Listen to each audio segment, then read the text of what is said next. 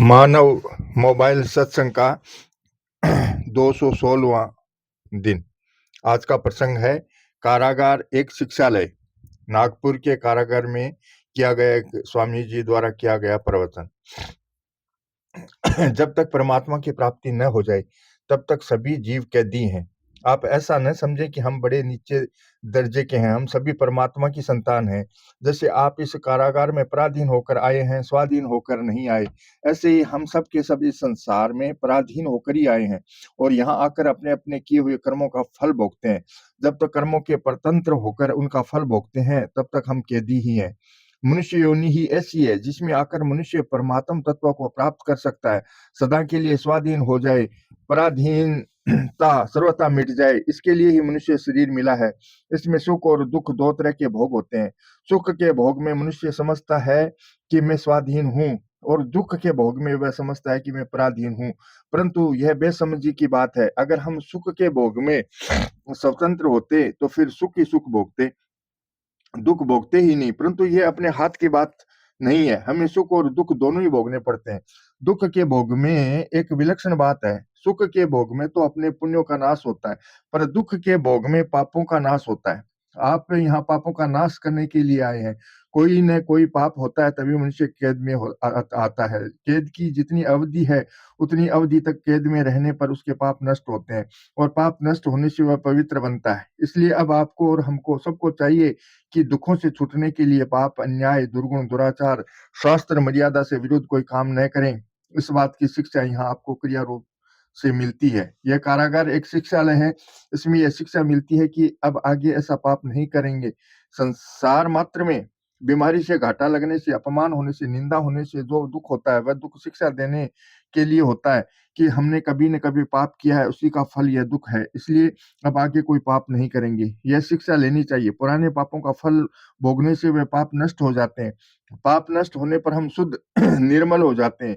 यहाँ जो अनुकूलता आती है, नफा हो जाता है, धन मिल जाता है, यह सब पुण्य का फल है। जो प्रतिकूलता आती है, घाटा लग जाता है, कोई मर जाता है, बीमारी आती है, ये सब पाप का फल है। पुण्यों का फल भोगने के लिए स्वर्ग में जाते हैं और वहां का सुख भोगते हैं। सुख भोगने से पुण्यों का नाश हो जाता है और पुनः मृत्युलोक में गिरना पड़ता है। क्षणे पुण्य मर्त्य लोकम विशन्ति। पाप नष्ट होते हैं दुख से तथा पुण्य नष्ट होते हैं सुख से। सुख भोगने से तो पुण्यों का नाश होता है और अपना स्वभाव बिगड़ता है। इससे पापों के बीज बोए जाते हैं, परंतु दुख में तो लाभ ही लाभ होता है, नुकसान होता ही नहीं। जितना दुख कष्ट आता है वह पुराने पापों का नाश करता है और आगे के लिए सावधान करता है। राजा प्रजा का माता पिता होता है, वह प्रजा का हित चाहता है, अतः आपके हित के लिए ही आपको यहाँ भर्ती किया है, जिससे आपके जीवन में कोई दोष रहे ही नहीं। आप पवित्र बन जाएं। आप ऐसा न समझें कि कैद खाने में आकर हम पराधीन हो गए। इसको शिक्षा ले समझें। यहाँ क्रियात्मक शिक्षा दी जाती है। यह अपवित्र नहीं है। यहाँ भगवान श्री कृष्ण ने जन्म लिया था, इसलिए सभ्य लोग कारागार को कृष्ण जन्म स्थान कहते हैं। कारागार में अवतार लेकर भी भगवान श्री कृष्ण कितने बड़े हो गए। उनकी शिक्षा श्रीमद् भागवत गीता का विदेशी लोग भी आदर करते हैं। कोई भी आदमी अगर विद्वान होगा तो वह गीता का आदर जरूर करेगा। यहाँ आपकी बहुत बड़ी उन्नति हो सकती है। यहाँ रहकर अच्छे काम करें, अच्छा बर्ताव करें, सबके साथ सेवा का बर्ताव करें, आदर का बर्ताव करें, उनको सुख पहुंचाने का बर्ताव करें। यहाँ आप तरह तरह के काम धंधे भी सीखते होंगे। उससे भी बहुत बड़ा फायदा होता है। एक विद्या आ जाएगी, उस विद्या से आप आगे कमा कर खा सकते हैं। मैं यहाँ के फायदे से परिचित नहीं हूँ। मेरा और कई जगह जाने का काम पड़ा है। बीकानेर के कैद खाने में देखा था कि वहाँ बड़ी अच्छी-अच्छी दरियाँ, गलीचे आदि बनते हैं। ऐसी-ऐसी सुंदर चीज़ें बनती हैं जो विदेशों में भी जाती हैं। जब गंगा सिंह जी महाराज बीकानेर के राजा थे तब वे एक बार इंग्लैंड गए। वहाँ उन्होंने बहुत कीमत देकर एक गलीचा खरीदा।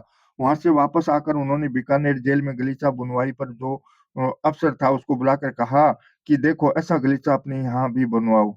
यह मैं इंग्लैंड से लाया हूँ। गलीचा देकर उसने बताया कि अंदाता यह तो अपनी जेल का ही बना हुआ है। वहाँ जाने से बड़ा कीमती हो गया। यह देखिए अपनी जेल से बनी हुई का चिन्ह है। यहाँ काम करने में तो आपको ऐसा लगता है कि हम परवश होकर करते हैं, पर उसको भी अगर आप सीख लेंगे तो वह विद्या आपके हाथ लग जाएगी। उस विद्या से आप जहाँ रहें वहाँ काम कर सकते हैं। बड़े-बड़े धनी व्यापारियों के यहाँ पर आप इकट्ठे होकर कहो कि हमें ऐसा-ऐसा काम आता है, तो उनकी सहायता से आप देश की बड़ी उन्नति कर सकते हैं। यहाँ रहते हुए भी आपस में अब अच्छा बर्ताव करना सीखें, दूसरों की आज्ञा में रहना, यह उन्नति का तरीका है। आप ध्यान दें, दुष्टों के परतंत्र होने से तो आदमी दुःख पाता है, परंतु जो सज्जनों के परतंत्र होता है, वह स्वतंत्र बनता है और सुख पाता है। जितने बड़े-बड़े विद्वान हुए हैं, वे बाल्यावस्था में विद्वानों के अधीन रहकर ही विद्वान बने हैं। जितने संत महात्मा हुए हैं, अपने गुरुजनों की सेवा करके ही उनके अधीन रहकर ही संत महात्मा बने हैं।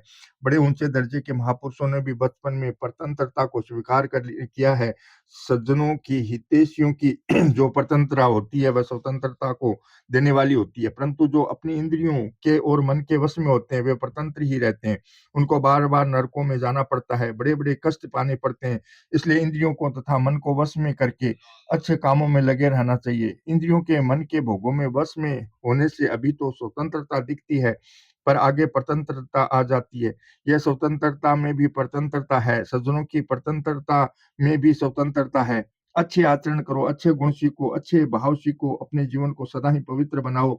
पवित्र बनने के लिए यह बड़ा ही सुंदर मौका है, क्योंकि यह जगह पापी बनने के लिए नहीं है, प्रत्युत शुद्ध बनने के लिए है। भगवान नाम की बड़ी भारी महिमा है। एकनाथ जी, तुकाराम जी आदि जितने बड़े संत महापुरुष हुए हैं, उन्होंने नाम जप की बहुत महिमा गाई है। वह नाम जप आप करते रहो, भगवान नाम लेने के लिए आप परतंत्र नहीं हो। काम धंधा करते हुए भी भगवान नाम लेते रहो। चाहे राम, कृष्ण, गोविंद, वासुदेव आदि कहो, चाहे विट्ठल, विट्ठल कहो, आपको भगवान का जो नाम प्यारा लगे, वह नाम आप लेते रहो। भगवान के नामों में तो भेद है, पर उनके फल में भेद नहीं है। उनमें भी जिस नाम में आपकी ज़्यादा रुचि हो, उसी का जप करें, इससे अधिक लाभ होता है। मन लगाकर भगवान के नाम का जप करें, मन न लगे तो भी एक ऐसी आदत बना लें कि काम धंधा करते हुए भी नाम जप होता रहे। संतों ने कहा है, हाथ काम मुख राम है, हृदय साची प्रीत, दरिया गृहस्थी साध की याही उत्तम रीत। इस प्रकार यहाँ रहते हुए आप भी भगवान का नाम लेते रहें, तो आप भी संत हो जाएंगे। स्वराज्य प्राप्ति के लिए अच्छे-अच्छे लोगों ने भी कैद भोगी थी, परंतु भोगी थी धर्म के लिए, पापों के कारण नहीं। कल्याण के संपादक श्री हनुमान प्रसाद जी पोद्दार भी राजनीतिक कैदी के रूप में जेल खाने में रहे थे। वहां रहकर वे लोगों को दवाइयां वितरण किया करते थे और भजन स्मरण किया करते थे। जेल में उन्होंने लगभग 2000 पुस्तकें पढ़ी और नाम जप का अभ्यास किया। वे उंगली पर नाम जप किया करते और गिनती के लिए लकड़ी से दीवार पर लाइन खींच देते। इस तरह उन्होंने खूब नाम जप किया। अतः नाम जप का अभ्यास करने का यहाँ बड़ा ही सुंदर मौका है। आपको ज़्यादा बोलने का काम भी नहीं पड़ता। आपके जो अफ़सर हैं, उनको तो शासन करना पड़ता है, बोलना पड़ता है, परंतु आपके लिए तो कुछ बोलने की आवश्यकता नहीं है। इसलिए आप विशेषता से नाम जप करें। थोड़ी-थोड़ी देर के बाद, हे नाथ, मैं आपको भूलूँ नहीं, हे नाथ, आपके चरणों में मेरा प्रेम हो जाए। इस प्रकार भगवान नाम से प्रार्थना करते रहें और नाम जप करते रहें। हृदय से सबका भला चाहें, किसी का भी बुरा न चाहें। किसी ने आप पर मुकदमा करके आपको कैद करा दी है, तो उसका भी बुरा न चाहें, क्योंकि उसने आपको शुद्ध बनाने के लिए ही ऐसा किया है। आप शुद्ध बन जाएँगे तो आपको बार-बार जन्म नहीं लेना पड़ेगा, बार-बार कैद में नहीं आना पड़ेगा। माँ के गर्भ में रहना भी एक बड़ा भारी कैद खाना है।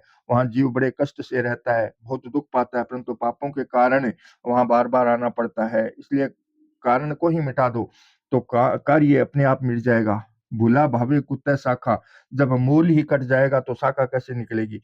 अतः पाप, अन्याय, दुराचार आदि करना ही नहीं है, न चोरी करनी है, न डाका डालना है, न किसी का अनिष्ट करना है।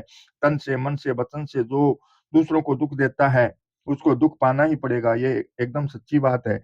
जैसा बीज बोया जाता है, वैसा ही वृक्ष होता है, और वृक्ष से फिर वैसा ही बीज आता है। ऐसे ही जो दूसरों को दुःख देता है उसको दुःख पाना ही पड़ता है। दूसरों को दुःख देकर चाहे अभी सुखी हो जाएँ, दूसरों का धन छीन कर चाहे अभी धनी बन जाएँ, दूसरों को मारकर चाहे अभी राजी हो जाएँ, परंतु अंत में दुःख पाना ही पड़ेगा, बच सकेगा नहीं। परमात्मा के यहाँ बड़ा इंसाफ है, बड़ा न्याय है। यहाँ तो झूठ कपट करके भी आदमी दंड से बच सकता है, पर परमात्मा के यहाँ नहीं बच सकता। वहाँ झूठे गवाह नहीं मिलेंगे और वकील, मुख्य हत्यार भी नहीं मिलेंगे।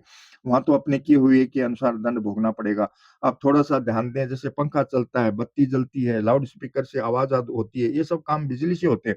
जब बिजली घर का आदमी आता है, तब वह आप लोगों से यह नहीं पूछता कि आपने कितनी बिजली जलाई, कैसे जलाई, कब जलाई। बिजली का मीटर लगा रहता है, उस यंत्र को देखकर वह आपके पास बिल भेज देता है कि इतने नंबर आए हैं, इतने पैसे हुए हैं, वे पैसे आपको चुकाने पड़ते हैं।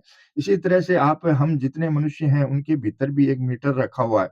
इस शरीर के ऊपर गर्दन से खोपड़ी तक ये मीटर लगा है। हम जैसा देखते हैं, वैसा सुनते हैं, जैसा चखते हैं, जैसा स्पर्श करते हैं, जैसा सूंघते हैं, वैसा भी इस मीटर में अंकित हो जाता है। हमारे मन में किसी का नुकसान करने की भावना पैदा होती है, तो वह भी इस मीटर में अंकित हो जाती है। जेल खाने में पहरा देने वालों के गले में एक यंत्र लटका देते हैं। वह जितनी नींद लेता है, उतना उस यंत्र में अंकित हो जाता है। इसी तरह से हमारे भीतर भी ऐसे यंत्र रखे हुए हैं, जिनके अनुसार आगे दंड की और पुरस्कार की व्यवस्था होगी। वे यह नहीं पूछेंगे कि कितना किया और क्या किया। ऐसा पूछने की ज़रूरत ही नहीं है, वे खुद ही सब देख लेंगे। यहाँ तो सत्य बुलवाने के लिए पहले आदमी को बेहोश कर देते हैं। उस अवस्था में जो संस्कार पड़े हुए होते हैं, उसके अनुसार जैसी बात होती है, वह खोल देता है। परंतु हमारे भीतर ऐसा सुंदर यंत्र रखा हुआ है, जिसमें बोलने की ज़रूरत ही नहीं पड़ती। भीतर के भावों का अपने आप पता लग जाता है। उसके अनुसार ही सुखदायी और दुखदायी परिस्थिति आती है। दुखदायी परिस्थिति जितनी लाभदायक होती है, सुखदायी परिस्थिति उतनी लाभदायक नहीं होती। सुख भोग दिखता तो अच्छा है, पर उसका नतीजा खराब होता है। सुख भोगने से पुराने पाप पुण्य नष्ट होते हैं और आदत खराब होती है, जिससे आगे फिर सुख भोगने की इच्छा होती है। सुख भोगने की इच्छा ही पापों की जड़ है। अर्जुन ने पूछा कि महाराज, ये मनुष्य पाप करना नहीं चाहता, फिर भी इसको जबरदस्ती पाप में क्यों लगाने वाला हो कौन है? भगवान ने उत्तर दिया कि सुख भोग और संग्रह की इच्छा ही पापों का कारण है। जो जो मनुष्य अधिक सुख भोगेगा, त्यों ही त्यों उसके भीतर भोगों की इच्छा बढ़ेगी। वह इच्छा ही आगे उसे पाप कराएगी।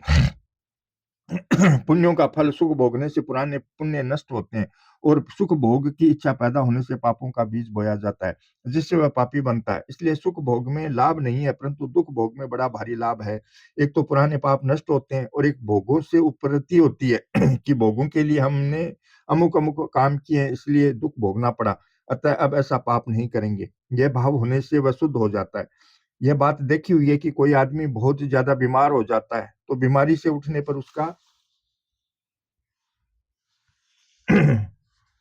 इसलिए दुख भोगना पड़ता है। यह बात देखी हुई है कि कोई आदमी बहुत ज्यादा बीमार हो जाता है, तो बीमारी से उठने पर उसका अंतःकरण शुद्ध हो जाता है। उसकी पहचान यह है कि उसने उसके सामने कोई भगवत संबंधी बातें रखें, भक्तों का चरित्र रखें, तो उसे सुनकर गदगद हो जाता है, आंसू आने लगते हैं। उसको भगवान की बात बड़ी प्यारी लगती है। कारण क्या है? बीमारी का कष्ट भोगने से अंतःकरण शुद्ध निर्मल हो जाता है। शुद्ध अंतःकरण में भगवान का प्रेम पैदा होता है। इसी तरह से आप लोग भी कैद भोगने से शुद्ध हो जाओगे। यहाँ रहते हुए अपना भाव, अपनी नीयत अच्छी रखें, इसका नतीजा आपके लिए बहुत उत्तम होगा। जो लोग सुख भोगते हैं और स्वतंत्र से घूमते हैं, उनकी अपेक्षा आप बड़े भाग्यशाली हैं। श्री कृष्ण गोविंद हरे मुरारी, हे नाथ नारायण वासुदेवा। जय श्री कृष्ण।